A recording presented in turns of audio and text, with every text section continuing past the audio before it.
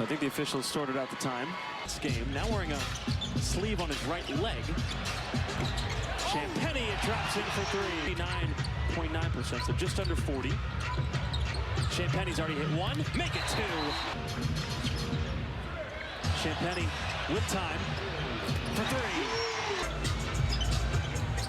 New York back up by 14. Champagny for three. That's 4 threes for three. Got his own miss. HB moves it. Champagny. Timeout New York. Poor big fella. Harper stuck. Oh.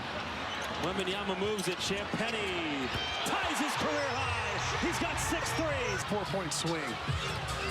In a comeback, you just can't have those kind of turnovers. Champagny, 7 threes, a new career high. Net out on the perimeter guarding smaller guys. The lane's absolutely wide open. Champagny, 8 threes. No.